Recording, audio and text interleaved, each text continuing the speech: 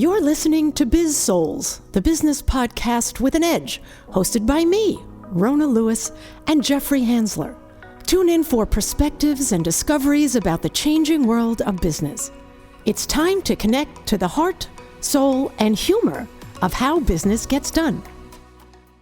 Hi kids, welcome to Biz-Souls. I'm Rona Lewis. I'm Jeffrey Hansler, or am I Jeffrey Hansler? Get to the heart and soul of business and the people that make it happen. Sometimes I wish you weren't Jeffrey Hansler and you were someone else. Well, I could be somebody else. I could be AI generated. Oh, please be. Oh, and why? Then because then I can shrink you into something this big and step on you and then just be much happier. How very exciting. That's great. Sharing the love here at Biz-Souls. All right, what are we talking about, Rona? So, speaking of AI, we are talking about how AI has went. I be a college graduate. Has gone from novelty to normalcy, and it has become a digital employee, which scares the crap out of people. Well, yeah, people are very afraid of being replaced by AI. I agree with you. Be very afraid. But I don't know that you really have to. I unfortunately think there are a lot of people that need to be afraid about being replaced with AI because they've not worked on their skills. They're doing a task. Can I relate an old story real quick? Sure.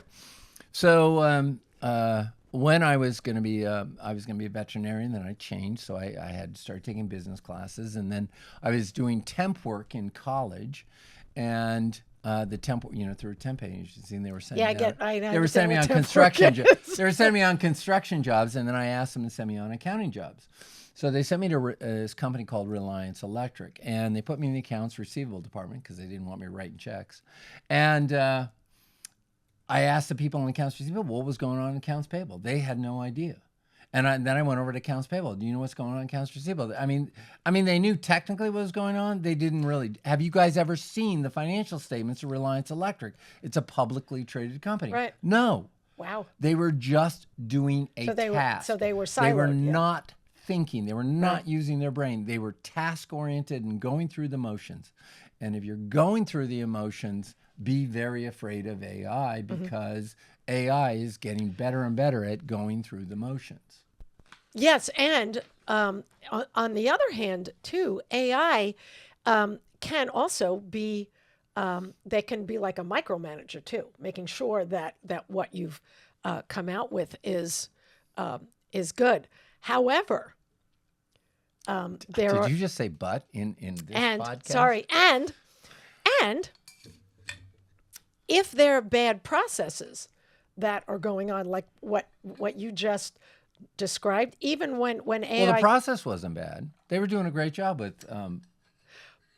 And AI, if it comes in what you described, you're just automating processes, whether they're good or they're bad, which is where the human element needs to come in to make sure that the process works well. Because AI will just, if there's chaos, AI will just make that chaos worse. Right. Well, and that's always been the case. Right. We went, we were doing consulting work in a company that does reproductive, they were a big reproductive group.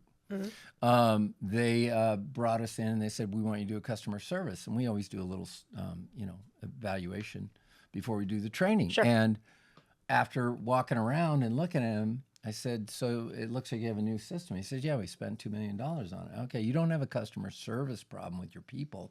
Training's not going to help them. You bought a bad system. Well, we just paid $2 million on it. I can't tell the partners, which were all doctors. Yeah. They got it. And I said, okay, great. Well, will you do the customer service training? No. And 5 years later, I checked in and they're out of business. Out of business. Oh, there you go. The partnership just broke up. I'm sure the doctor's still working. They just, So yes, if you automate bad processes, it's going to be bad. That's not changing because of AI, though. No, and that's where the human element needs to come in. Companies have to make sure that their overall process is better. And so that's a skill that'll keep you hired. Yes, exactly. And communication needs to stay high with this, because a lot of times leaders expect their teams to know what's going on, and even when AI is working in that chaos, if they don't check, and teams a lot of times assume AI is working correctly, even though AI makes not a lot, but AI can definitely make mistakes or just keeps going with what information they have. And the humans need to make sure that the information AI has is right. Right. So humans need to be the accountable ones. So there's a mismatch in terms of communicating. People assume, leaders assume that things are going well because they have other things to worry about, and teams assume that leadership knows what's going on, and AI just will make it seem like it's going well, and it's like, poof. Right. Exactly. I'm gonna have to cut that little burp. What, the poof that Yeah. I did? Oh, I like that noise. I like it. Oh. We'll cut that in post. Yeah. Maybe Anyway. we'll. Anyway, so Here's the thing, though. So you're talking about something that we've always known. Assumptions make. That's the problem. You can't make assumptions, and because if you assume, you make an ass of you and me. right. I said it. There, You I did. said it. Yes, you did. Great. Thank did you. Good. And I think we always come up with tips. We didn't necessarily come up with a tip on the last one we were reporting on, some of what's going on with speakers. We talked about some of the issues, I'm not going to tip speakers. I'm not going to give away my secrets. Yeah, exactly.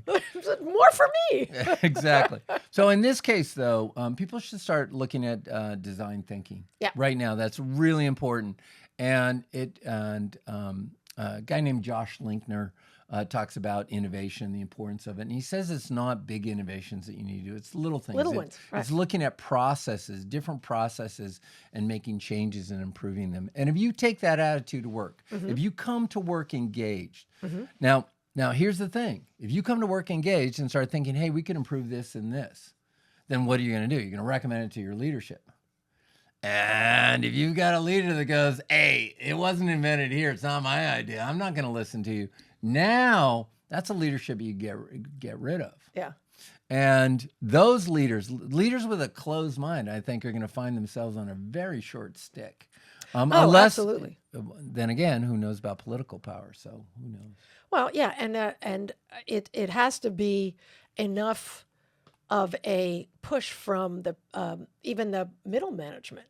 If they all see it, leaders can't be that closed-minded, because the company will fail, just like your company. Right, and they not your company personally. The story that you told.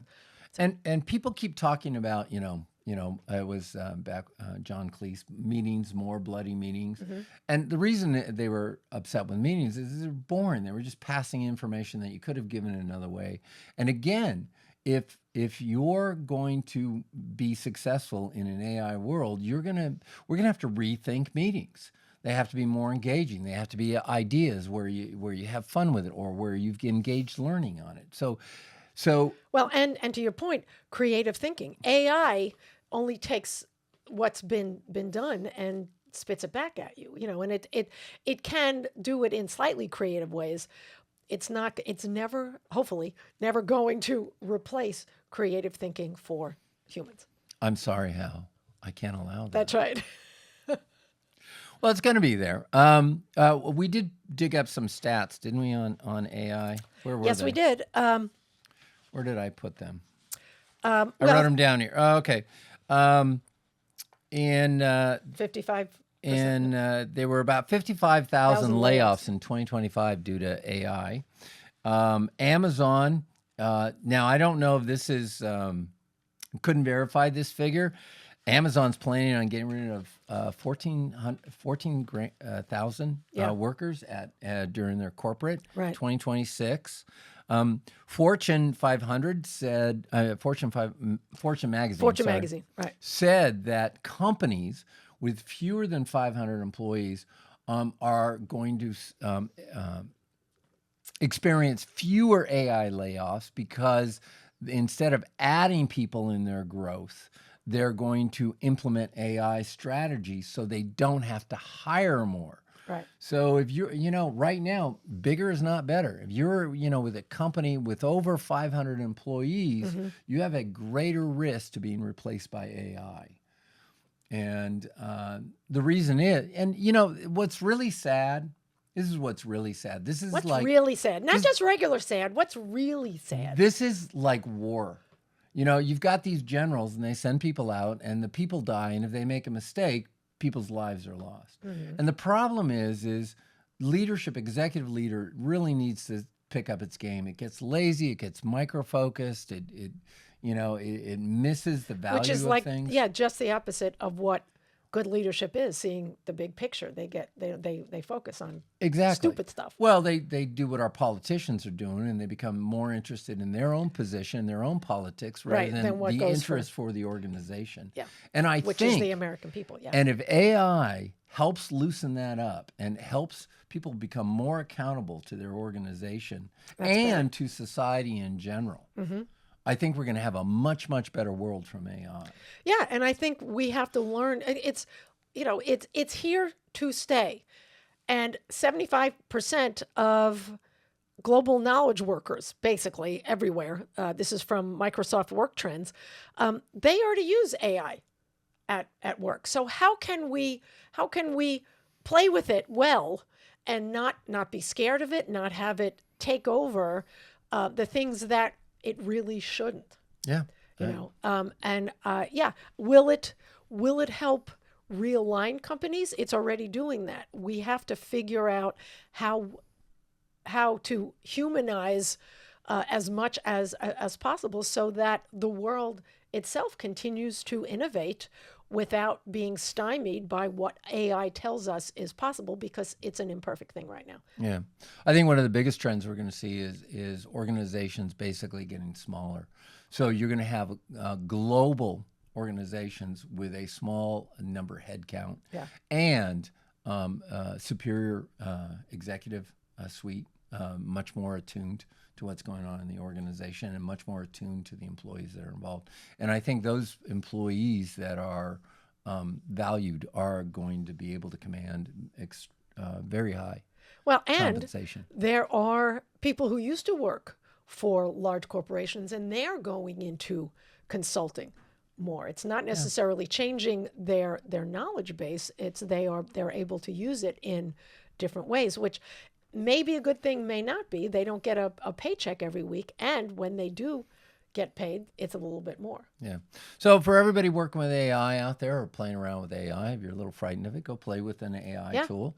And one of the things you should notice is a lot of the results you get from AI, from your inquiries, depend on how you put that inquiry in. Right. So one of the skills to start working on is playing around with how you pose a question or how you ask the question, and whether it's more interrogative or you have putting statements in to give it some guidance or frame it. Exactly. Yeah, I do that a lot. I will say, pretend you are a whatever it is with 20 years experience. How would you explain this? Or if you're, pretend you're a meeting planner who's looking for this, this, and this. And then I go on from there, and that's one of the ways to kind of get it to be more specific to what the answers that you want. And there are more. I'm not an expert, so you can even Google the best ways to ask AI questions, and it'll give you a bunch of different answers. Absolutely. Absolutely. Anything else? No, I'm just going to continue pretending to be a podcast co-host. So with that, I think we should sign off. Can if you're AI, can I make you shorter so that? Please.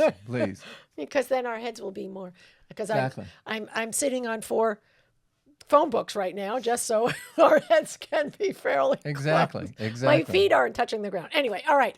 That is it for us. I'm Rona Lewis. I'm Jeffrey Hansler. And this has been Biz-Souls. We'll see you next time. Thank you. You've been listening to the Biz-Souls podcast with your hosts, Rona Lewis and Jeffrey Hansler. Did you have fun? Subscribe, rate, and leave a review. It's very much appreciated. Talk to you next week.